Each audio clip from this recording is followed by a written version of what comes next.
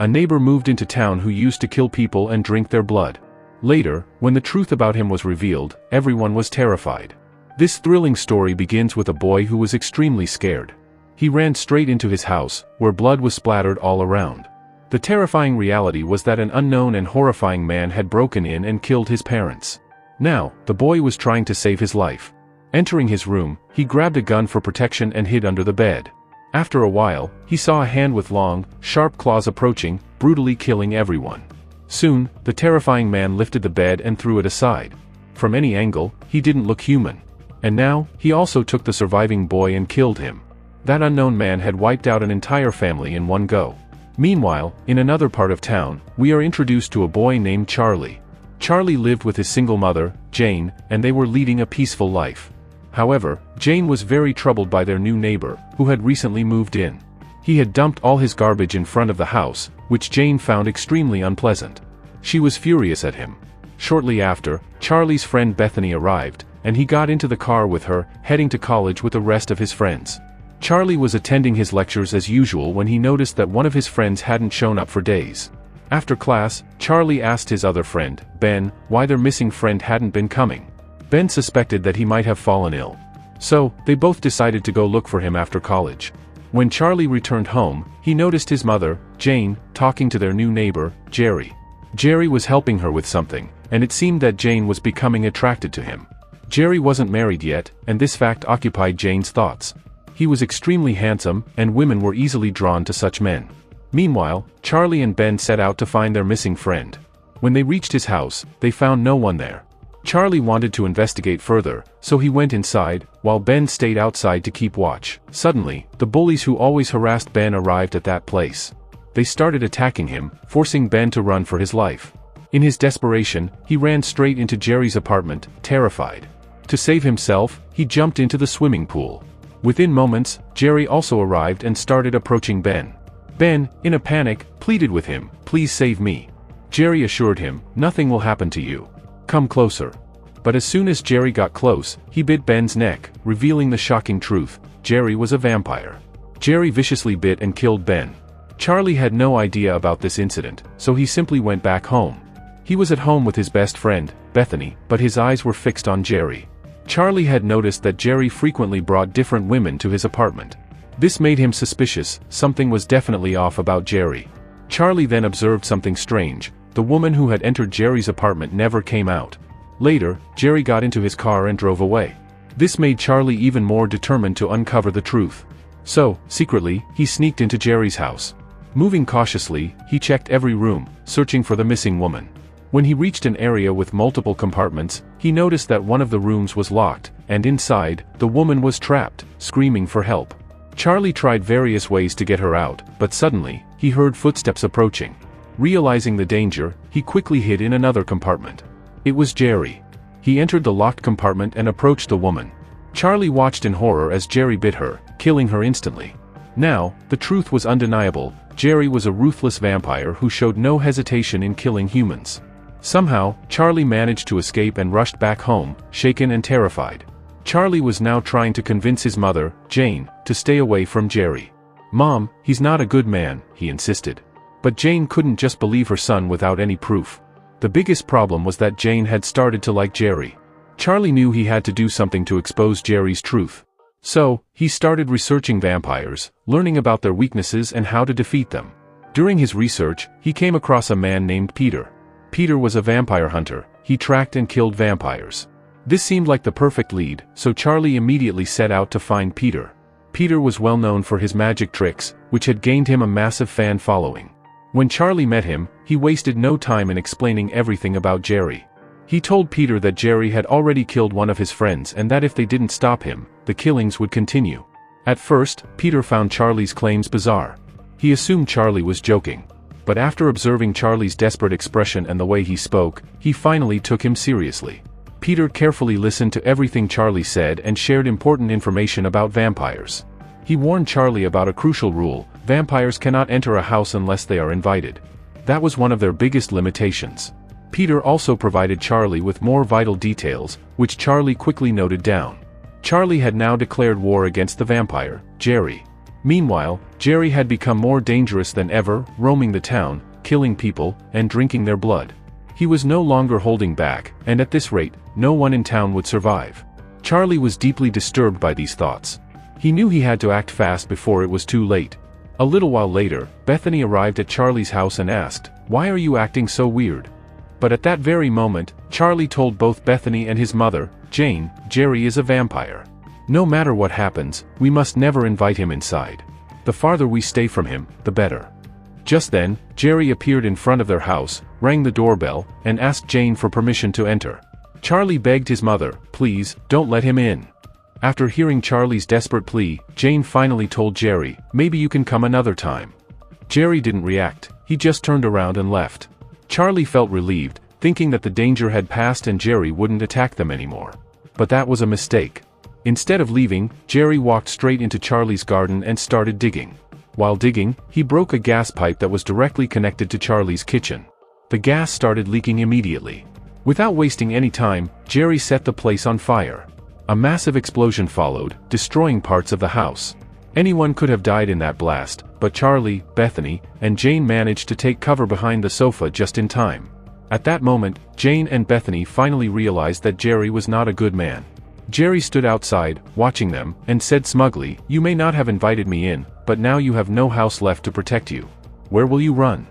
It was clear, Jerry was ready to attack. Jane refused to let anything happen to her son and Bethany. Without wasting a second, she pulled them both into the car, and they sped away. But Jerry wasn't going to let them escape so easily. He got into a car and began chasing them. Jane wasn't an expert driver, and Jerry took full advantage of this. He drove ahead of them and blocked their way. Jane had no choice, she stepped on the gas and rammed straight into Jerry.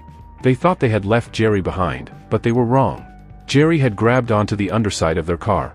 He started tearing through the car's bottom, trying to climb inside. He was determined to catch and kill them. Both Jane and Charlie had no idea what to do in this terrifying situation. Their car spun out of control. And then, another car crashed into them. The impact of the crash badly injured Jerry, who was still clinging under the car. The other car belonged to a businessman who had accidentally collided with them. Before anyone could react, Jerry crawled out from underneath the car, but now, he was fully transforming into his vampire form. Filled with rage, he lunged at the businessman and sank his fangs into his neck. The businessman died a gruesome death right there.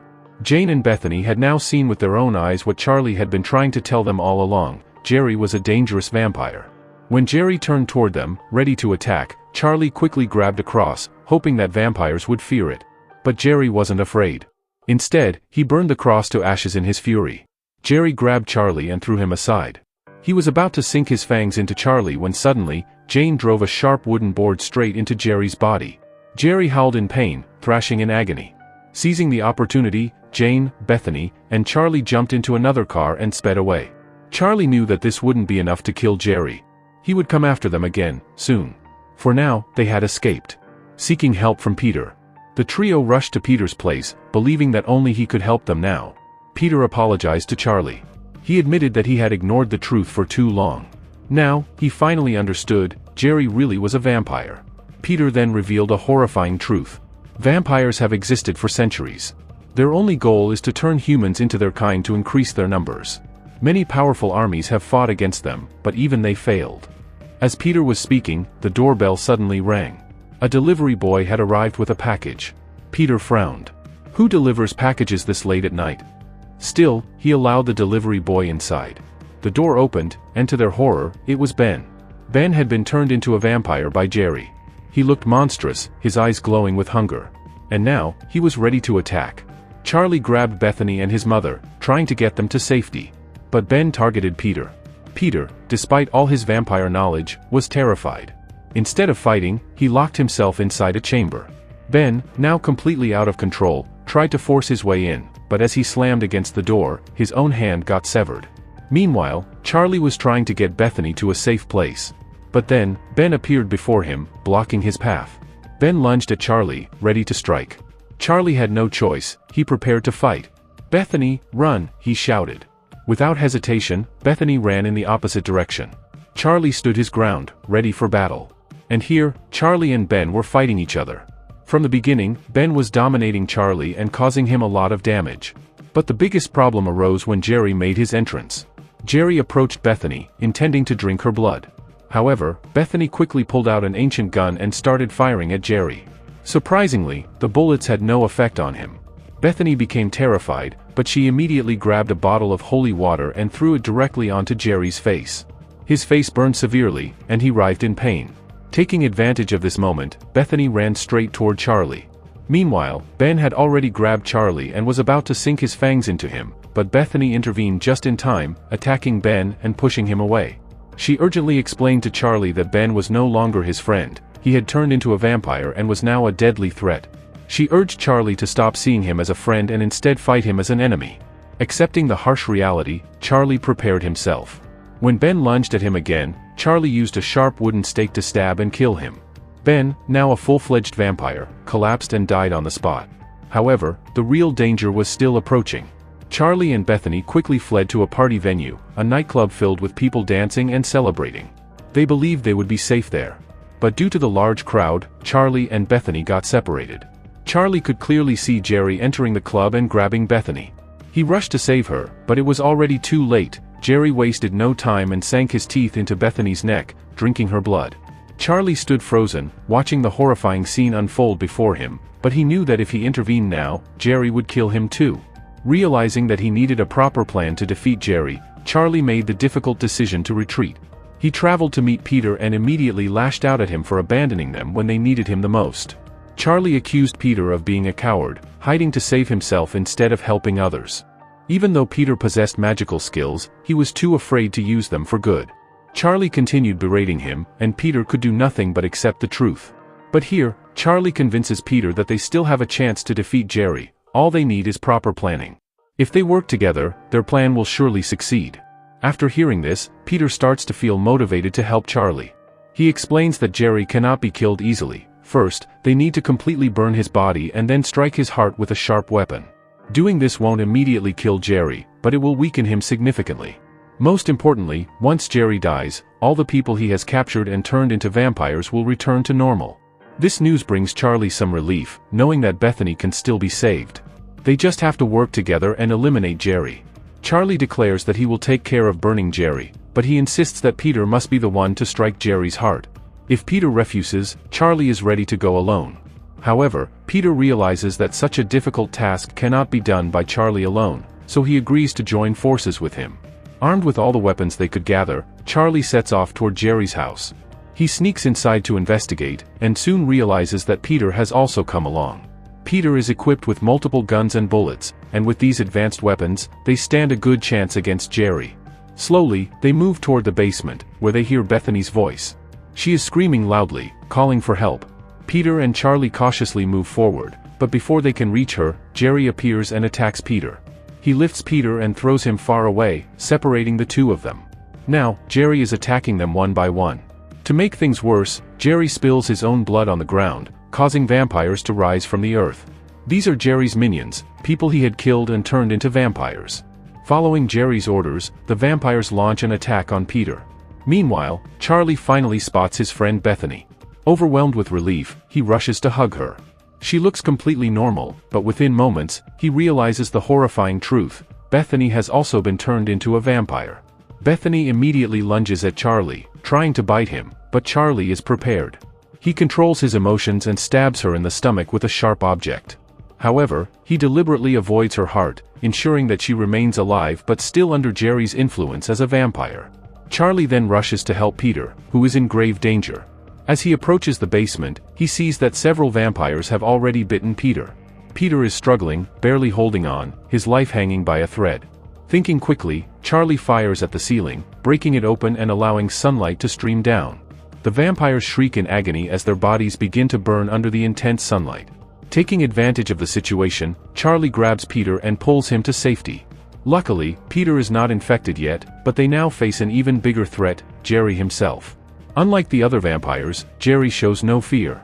He smirks and taunts Charlie, saying that he will never be able to save his friend. Bethany is moments away from permanently transforming into a vampire and will remain loyal to Jerry forever. Jerry laughs maniacally at Charlie's helplessness. But Charlie and Peter are sticking to their plan. Charlie wraps his body in layers of cloth and even covers his face. Peter immediately understands the plan and prepares himself accordingly. Without hesitation, Charlie sets himself on fire and charges at Jerry. His strategy is clear: if he cannot defeat Jerry through conventional means, he will burn him completely. As Charlie collides with Jerry, flames engulf them both. Jerry screams in unbearable pain as the heat and light weaken him. Since vampires are vulnerable to sunlight, the brightness from the flames further drains his strength. Desperate, Jerry tries to push Charlie away, but Charlie has secured himself with a hook, ensuring they stay locked together. Meanwhile, Peter acts swiftly. He fires at the ceiling again, allowing even more sunlight to flood the room. As the beams of light strike Jerry, his body burns more intensely, his screams growing louder. Charlie's plan is working. Jerry is finally beginning to disintegrate. Jerry was in such unbearable agony that it was difficult for anyone to watch. As Charlie observed closely, he noticed that amidst the burning and destruction, Jerry's heart had become visible. Without wasting any time, he called out to Peter, who quickly tossed him a sharp wooden stake. Gripping it tightly, Charlie drove the stake straight into Jerry's heart. The moment the stake pierced through, Jerry's immense power started to fade away. His body began to decompose rapidly, disintegrating into ash before vanishing completely. With the death of the dangerous vampire, all the people he had infected were instantly freed from their vampiric curse. This meant that Charlie's friend, Bethany, had returned to normal as well.